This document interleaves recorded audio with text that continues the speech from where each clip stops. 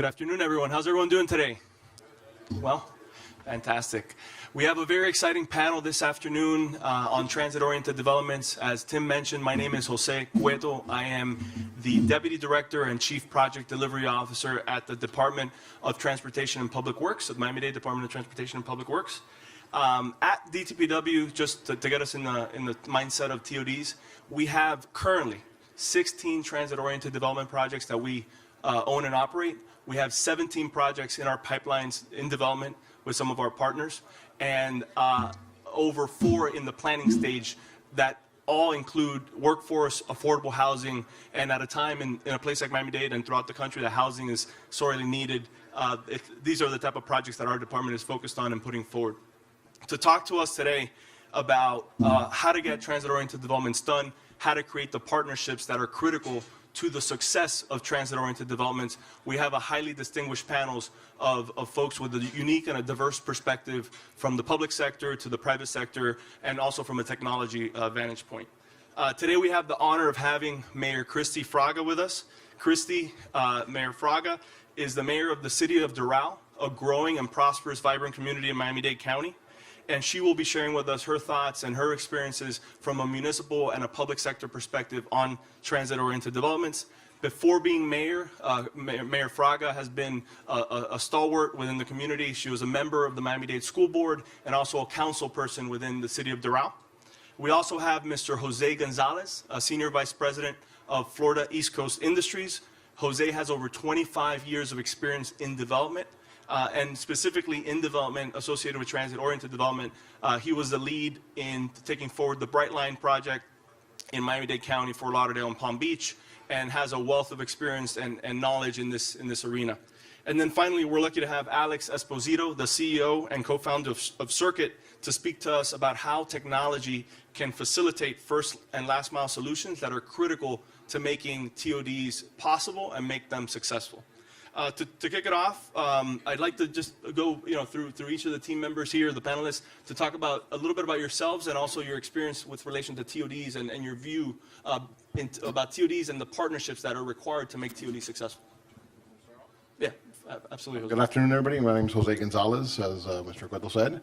I'm an Executive Vice President of Florida East Coast Industries. I've been in development world for over 26 years, dealing with predominantly South Florida. As we've grown the footprint, we've done projects all throughout the Tri-County area here and all the way up to Orlando. From our standpoint, obviously what makes successful for these TODs and when we're looking at where to put these TODs is how does the system that you're trying to tie into and your customers' access to that system, how is that something that you're thinking about it from the TOD perspective? So that's what focus is an office market, whether it's a rental market and condos and so forth. And we're seeing that obviously it's ever changing. In real estate, you start off one way, but you end up in another way with the ever-changing population and landscape. So from our standpoint, we read the market and we're very flexible to it.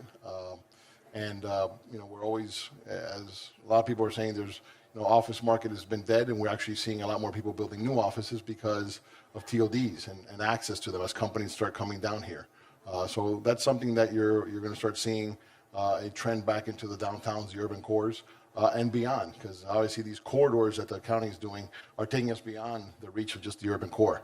And so from that perspective, there's different types of TODs. There's the product is different in downtown Miami than it would be in the city of Doral. So that's also part of what we have to look at, and between the policies that the government does and what we have to supply the market with, that's where that relationship really makes these things flourish a lot better, and that communication is that important. Thank you, Jose. Mayor Alex? Well, for us on the aspect of policy, I'm Christi Fraga, Mayor of the City of Doral. For us, as far as policy is concerned, is looking at providing an inventory that doesn't exist.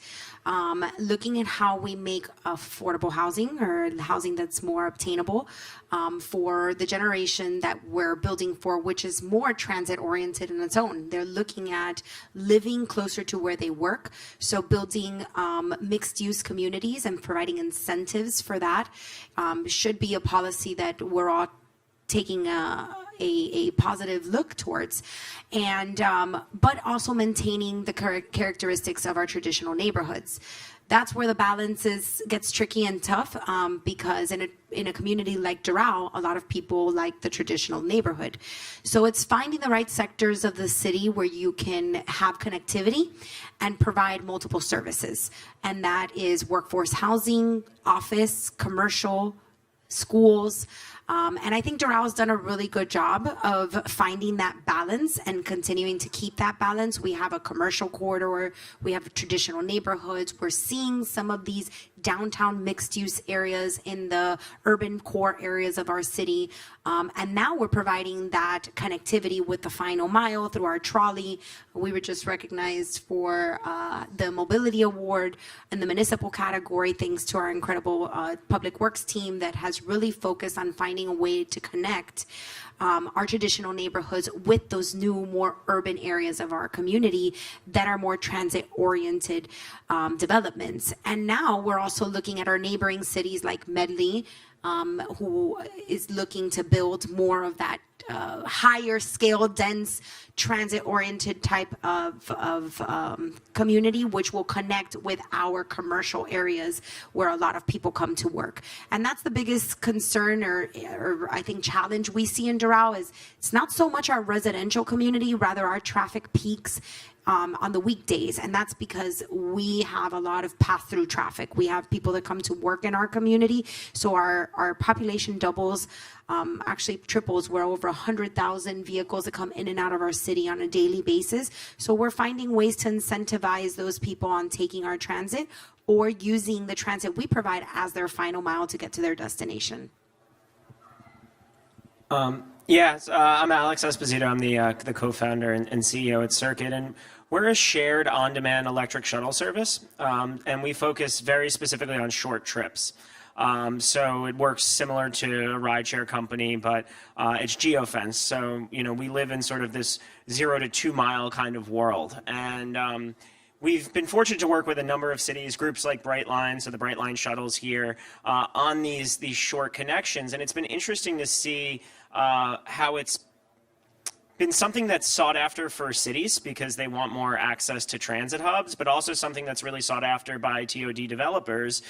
There's sort of this mystery number that's about 0.6 miles where people don't want to walk anymore. And there's been a lot of studies, and many of them land right within that range. And so whether we're working with private sector partners like developers or like train systems at Brightline, or we're working with cities, we like to think that we're kind of extending the reach of those train stations and extending the reach of those bus stops and transit hubs so that it makes it easier for people to use existing transit, take better advantage of existing infrastructure that's already here, and ultimately get more people out of their cars. So we're super focused on short distance transportation. And sometimes that means we're working with private sector partners, and sometimes it's public sector partners. But overall, it's a good thing that I think both sides are paying attention to the same issues.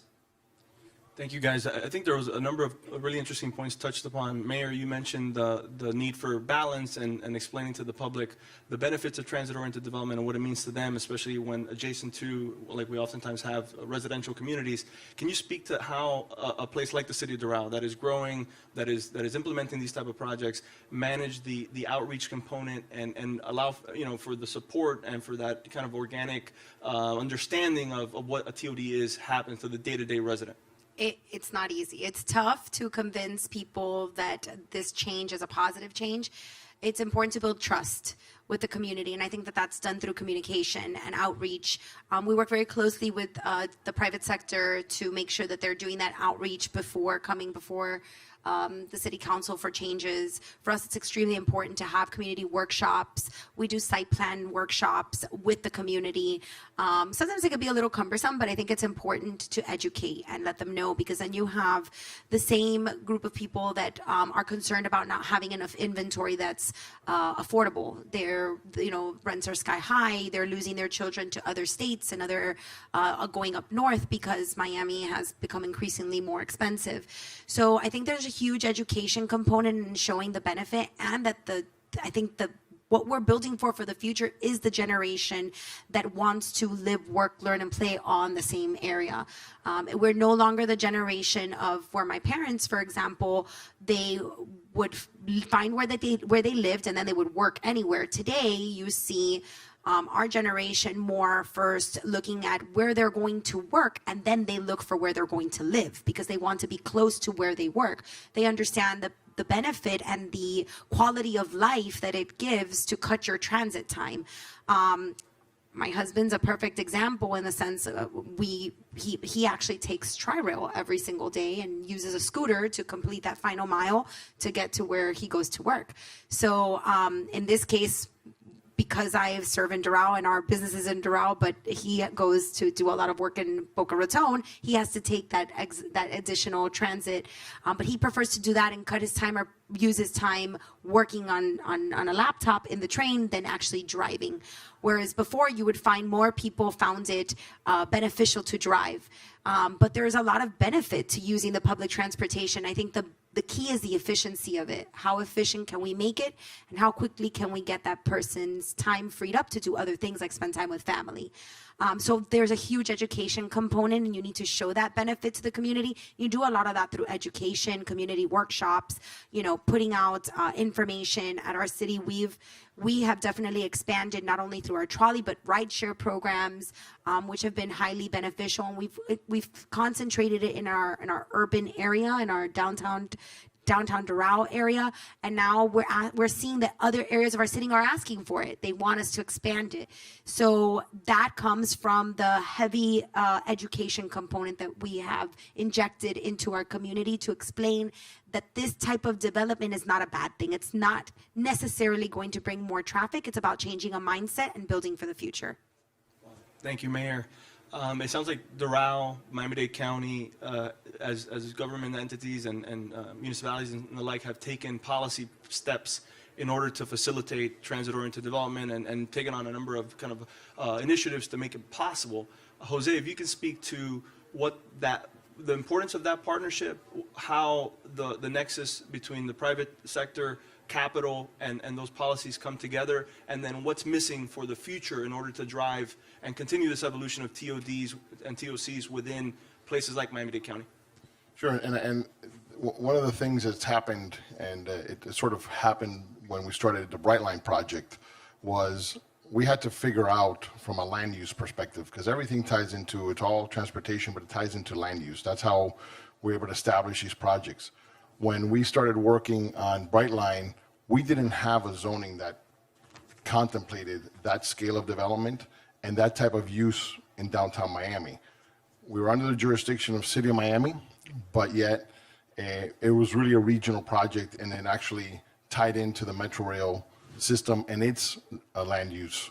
So what we ended up doing is creating a new land use category with the help of Miami-Dade County, and even the City of Miami at the time would pass a resolution saying, yes, we want to give the county this authority over this piece of property.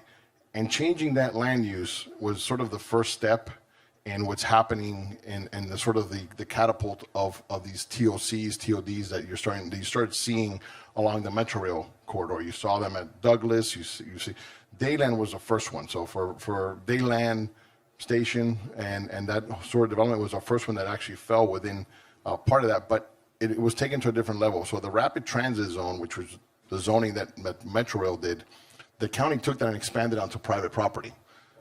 So that was a big step. That was a big policy step. And it took a step because transportation is a regional thing. There's a lot of local specialized transportation, but in order for these communities to have the real connectivity to transportation and really be a transit-oriented community, you had to have the right rules along with it. So the county really has shifted its way that they look at land use, and it's really been following suit with a lot of the different cities. We're experiencing that as we're doing the Northeast Corridor. Out of Miami-Dade County, other cities are starting to look at what can I do in order to promote the proper land use to attract the private sector to want to build a station and do this. So as that project takes off, you're starting to see municipalities thinking about it, other counties thinking about it. So it's really spreads like wildfire. When you have good policy from a land use perspective, it attracts the private sector. Developers look at that. How easy is it going to be for me to implement this transit-oriented community? If it's a nightmare, it's not going to happen, right? And that goes not only to the policy, but it also goes to the municipal attitudes and permitting and the process and how quickly they actually move these projects through the system. So part of that, and again, kudos to the county because they've done a good job of really promoting that from all the different departments, because it's, you know, the water and sewer department has to really think about all this intensity and density. So it's a real big picture look at it that all regional governments need to start looking at and preparing themselves for if they want to attract this. It's not just the land use, it's all the infrastructure that comes with it and the connectivity of that infrastructure. Absolutely, Jose, and it's actually, for us in transit, a beautiful thing in the sense that very few businesses are able to create their own customers, and through DTPW, our view of it is that through transit-oriented developments, we're in the unique position to create ridership because we have a transit improvement district overlay along the rapid transit zone. The incremental property value and associated ad valorem taxes come back into funding transit extensions and operation and maintenance of transit. So it's a beautiful kind of virtuous cycle that we really have to do more of. On that note, Alex, I don't know if you could speak to, in your kind of unique experience seeing the industry that you're in and first last mile solutions, how they have changed the marketplace, how they have changed TODs, and what you're seeing in terms of just market trends in that space, because we know it's changing all the time and a very exciting place to be. Yeah. It's interesting because there's a lot of studies about why people choose what transportation options they do. There's the theory of routine mode choices, and some of them have 10 factors, some of them have 5 factors, but it really kind of, to save you all some time, it's about 3 major things. How long is this going to take? How much is this going to cost? What's this experience going to be like? And all of us do this subliminally or not. And I think what's interesting is by working with some of the new technologies that have come about, whether those are Ubers or scooters, or you can now make that experience better. You can make your commute cheaper because you can connect to that train station or that bus stop that's a half a mile away. And you can make the whole thing go faster because you don't have to walk that half a mile. So you're kind of solving for all of these in a half mile here. And if you can solve for that half mile where Mayor Fraga's husband, is now not driving to Boca. So not only is he saving time, he's also being more productive while he's on the tri-rail. And so you really check all those boxes, and you're also reducing the emissions and vehicle miles between Miami and Boca, all because that scooter is solving for that one little half-mile part of the journey. And I think that's what's really interesting about the space to me, is that it really has this sort of resonating effect, around that goes a lot further than just that one half mile that you might be looking to solve for. Alex, can you speak to the sustainability aspects of your business and how you're creating that first last mile with electric and other kind of new technologies? Yeah, absolutely. I mean, we're 100% electric. We always have been. I would argue it's more important that our rides are shared than it is that our cars are electric. We have a pooling algorithm that picks people up heading in the same direction. And so, if we all just hop into a Tesla tomorrow, there's still traffic, right?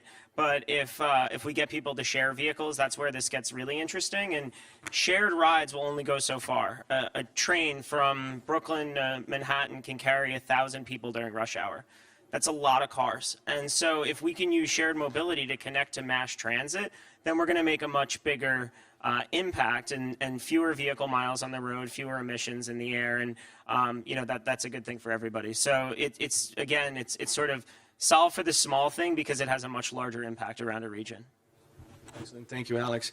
Mayor, I know the city of Doral has partners with a number of entities and folks, especially with the county. We have a project in partnership along 84th Avenue in your city to move folks from your downtown core to our metro rail station in Palmetto. Can you speak to some of those other partnerships beyond the ones with the county, with first last mile solutions, and what you all in the city are grappling with to try to make those connections and create the mobility that I know your vision entails? Yeah, so we have two major ones right now that I think are very well utilized, and more so we see it by our students. And one of the initiatives that I had actually brought forward when I was a councilwoman was the expansion of our trolley system, which is completely free, and we actually connect from our city to FIU. Through the 107th corridor, we go through Sweetwater and stop at their two campuses, the main campus, the Morisco campus, and the engineering campus, and then we stop also at International Mall, and we cut through, Sweetwater. So it's a partnership with them and FIU. It's a very highly utilized route because it's a direct route, and it's connecting students from our city as well as staff into FIU, which has parking problems. It's hard to find parking. They have to pay for parking. We have free Wi-Fi on our trolleys. So it's very efficient, and it's a direct route. So our trolley is one mode. I believe that we can continue to improve our trolley. We actually just purchased 5 more trolleys last night at our last council meeting, where we're trying to expand our fleet. My goal is to take it to a grid system where you have a trolley moving north and south, east and west. That way, that any major intersection or avenue or street in our city, you're going to get off and jump on another one. You're going to go east and west, north and south. So improving our infrastructure, making sure we have more covered bus benches, working with the county to make sure that the county's bus benches that our bus routes are lining up with the trolley routes are extremely important. The other mode that we have opted to take on, and we've never really had scooters or bike sharing programs. We had it once and didn't very well work out in our city. But we do see a lot of private users on the scooters. We've seen that, increased tremendously. But the other one we use is Freebie, which is similar to Circuit. We use that to get people from our different downtown areas or our mixed-use communities. So downtown Doral, City Place, Carnival, where there's a lot of large employers. We're trying to get them to move around. We also have the trolley that connects to the metro, which is the corridor that we're working on as well. So I think those two modes have been very popular in our city, and we're actually seeing that more people in our city are asking to expand programs like Freebie, programs that are rideshare that are offered by the city, because people see the benefit of being able to connect because of all the other modes of transportation that are being offered. It's just that final small connection that they need to take. So we've seen a huge increase in scooter rides and also bikes in our city. We've also built for that. We've expanded our bike paths. We've made them more user-friendly, and also the people riding scooters are taking those paths. So we're now looking at how we light more of our paths so they can be utilized at night in a safer way. We're looking at creating enhanced crosswalks and lit-up crosswalks and things like that so that they're also safer to use, because we feel that it will also increase the usage of all of those modes. Thank you, Mayor. And it's interesting because it seems that we're at a point where all of those public investments in mobility are kind of coming together with the TODs and the TOD opportunities to really create a very efficient and effective solution and for the residents and for the folks who visit and work in Miami-Dade County. Since we mentioned Doral and 84th Avenue and the Miami-Dade County Palmetto Metro Rail Station, Jose, if you can, I'd love for you to take a moment and speak to the partnership that the county has with your team at the Palmetto Metro Rail Station and the transit-oriented development that is currently, I believe, in planning, going through engineering design, and will be in construction soon. It's a very unique project, and I think it's worthwhile to foster some discussion in that regard. Yes, if I could only find the clicker. Anna and Tim can pull up the slides. Oh, here it is. Hey there. No, go to the next one. So we'll go. That's Brightline. We'll come back to that one. Yeah. There you go. We have a lot of material. We'll start off there. So this was a unique opportunity. And we talked a little bit about the Metro Rail stations along the US 1 corridor and the success that the department's been having with those, particularly South Miami, Douglas, and then Coconut Grove. And this was a station, this is a Palmetto Station. Not too many people have gone to the Palmetto Station. Typically, it's not one of the more popular ones, but it actually is the Palmetto Station is the last station on the Green Line. So for those of you familiar with the Metro Rail system, it ends up in the middle of an industrial park. And so it's the only station also that didn't have any type of parking garage, and it was all surface parking. And that's one of the things that as a rider, people were not attracted to it. And I got to park my car out there. I got to walk far. You know, if it's raining, I'm going to get wet. I mean, every excuse that somebody uses not to ride transit, right? And so this was an opportunity we saw, both from the need of redeveloping that parcel, but the types of unit mix. And that's one thing that's happened. Obviously, we're all know about the housing crisis in Miami-Dade County. And so this project is the first one of its kind because it's got 1,000 units and the highest level is workforce housing, right? So it is not a market rate apartment. It's all workforce housing or better. And then we actually took it a step further and worked with the department to identify what types of users are actually going to be needing these apartments.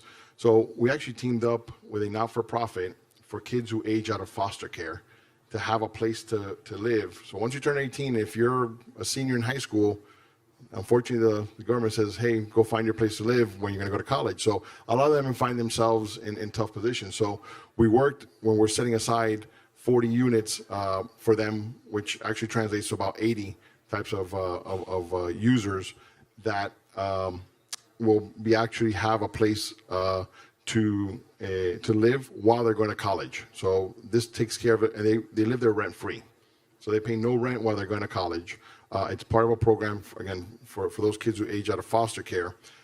And it gets them to be able to have transportation to get to the college, whether it's Miami-Dade or whether it's FIU, because the city of Doral's trolley goes here to Palmetto and could take them to FIU. So it was perfect for those young men and women that get them out of their car and actually in a place like that. Additionally, the department has a tough time finding bus drivers. So one of the things we did is we set aside units for those who are going to be DTPW employees, particularly bus drivers and train operators, that as part of the recruitment, they can actually be pitched to be able to live on the system. We also have units at 80% and at 60% of AMI. And then we took it a step further. U.S. Southern Command has a real need, which is our military forces in Doral, for military housing. So these units we have set-asides for those military families.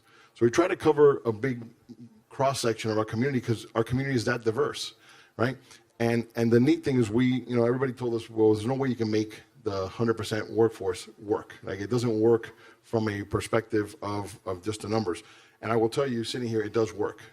It's just how much of a profit are you willing to take? And that's the private sector, that's always the driving force. If you look at this as a long-term vision and something that's been done for the community, it's going to be a key thing to be able to make that work. And then teaming up with DTPW, we're doing this garage in the middle. It's going to be a public garage, but it's a shared garage, so residents who are there during the evening can use it, and then when they're not there, the riders can use the transit riders can actually use the parking as well.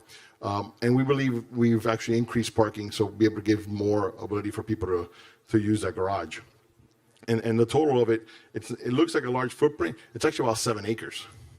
So if you think about it, 1,000 units on 7 acres is pretty decent for that. And then we're also doing some station improvements, creating more connectivity for the trolley, the first and last mile.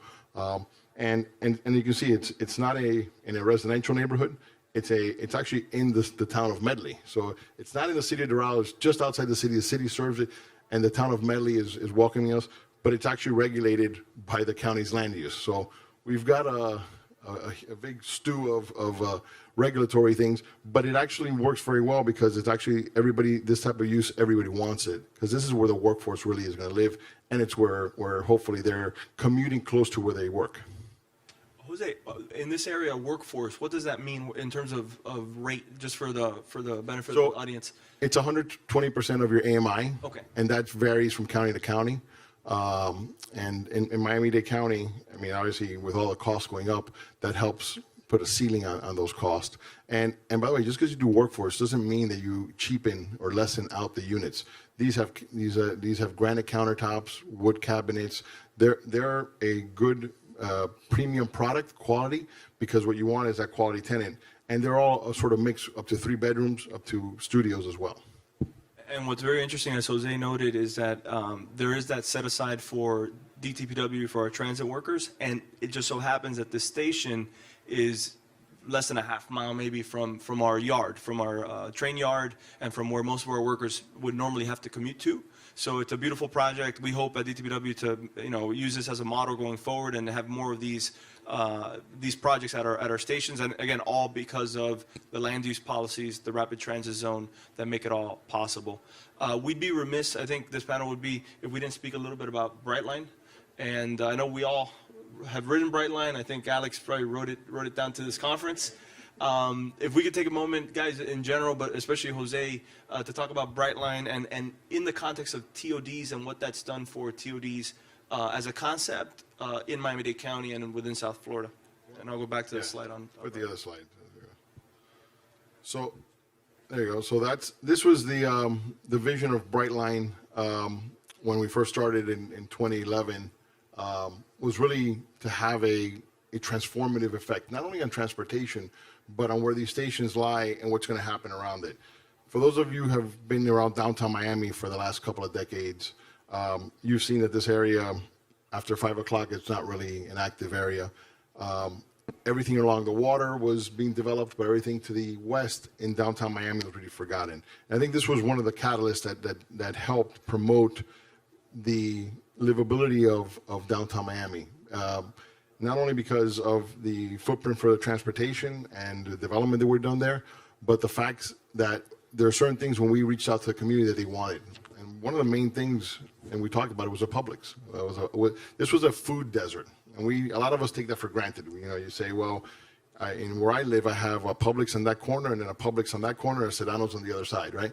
And it's easy to forget about that some communities don't have access to food. And that was really one of the things from a land use perspective that helped change that narrative to the point that people are living there and others are investing. It's not just because of the Publix, it's because of all the different components of the development that is, again, has a higher impact in the region, where a Miami World Center that was stuck for a while actually used as a catalyst, and they're building like gangbusters. For those of you, I'm sure you're way back into the mainland off this island, you can actually see a lot of that development. And the connectivity and what's happening in downtown Miami, having people come back to not only work, but to live in downtown was an important thing. So we have about 816 units there.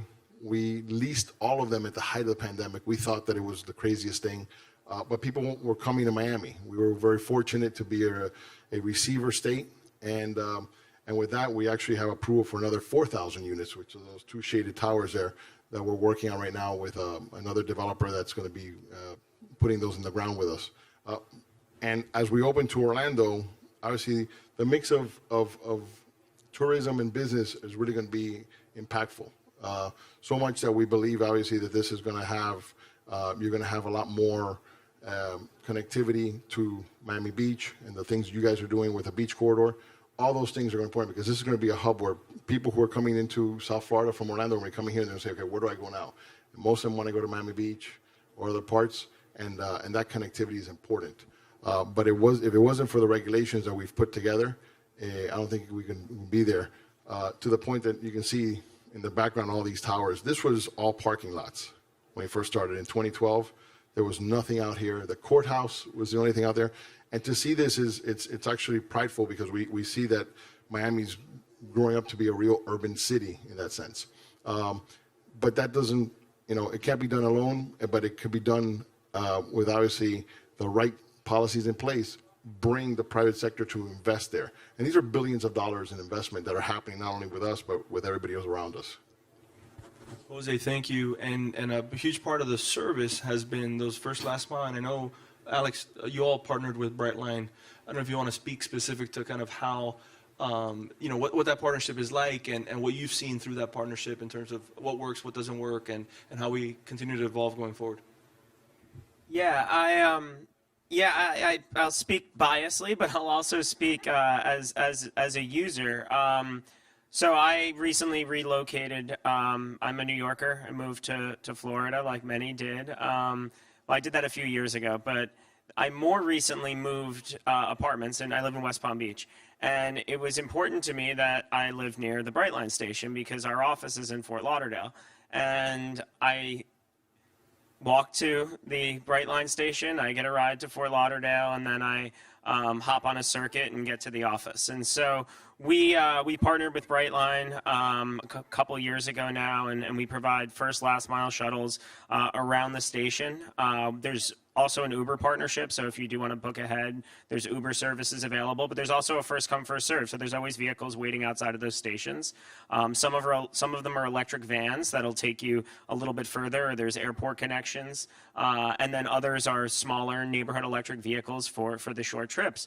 And it's a great service. Obviously, you know, I'm biased, but about a month ago, I had a meeting before I was going to the office. I think the meeting was in Hollywood.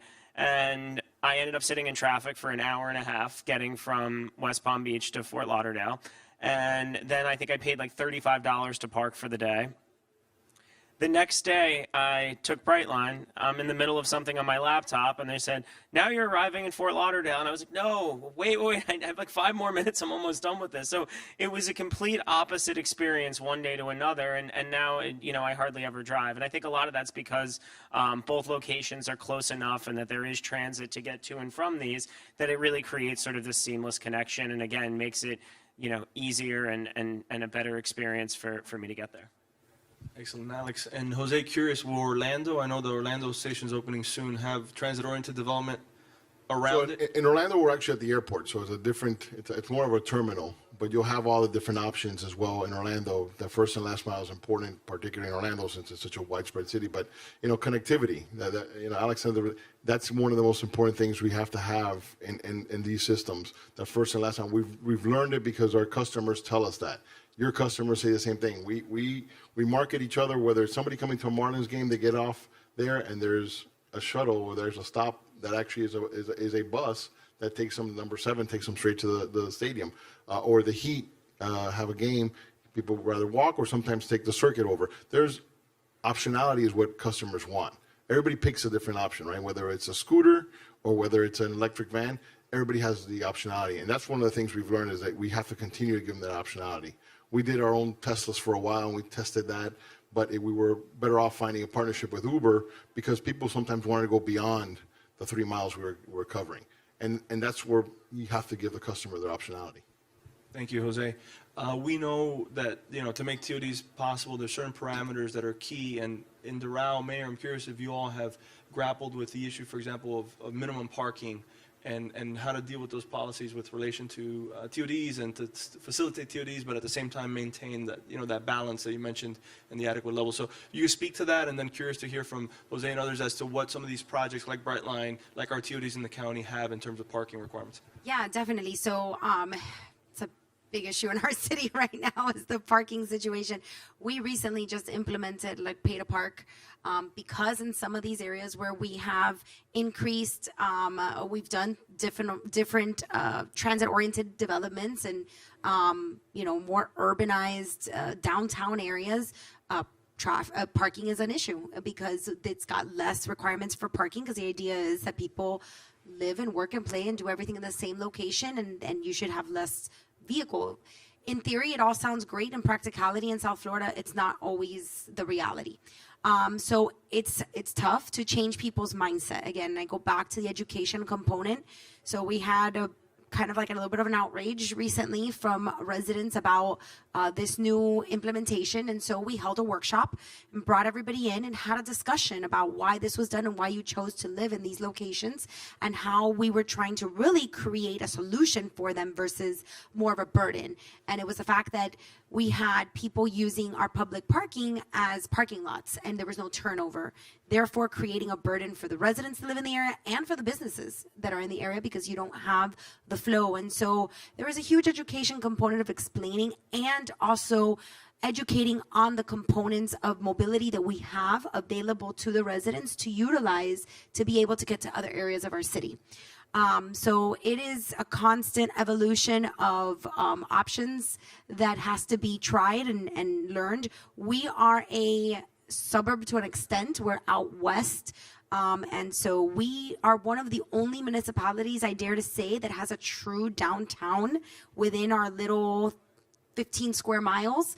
And so it's very unique, and so we're educating on the benefits and also the challenges. We're also studying and seeing how many people are coming out to downtown Miami and how we kind of encourage them to utilize the Palmetto Station metro to be able to get to this area, and then use the metro mover and jump on the Brightline, and how to connect, and all the additional modes of mobility that exist to be able to connect them to that final mile. But Alex hit it on the head in the beginning.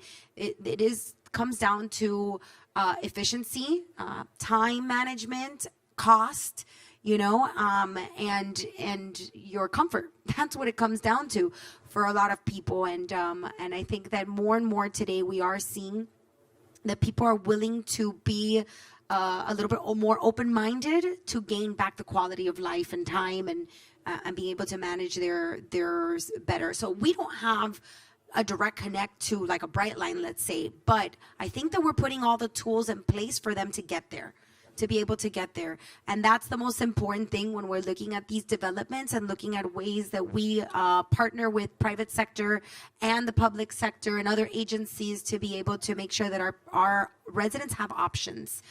So with the Palmetto Station that was being built, talking about housing for our military, we have Southcom in our city. We have trolley stops that stop right there. So now that there will be accessibility for these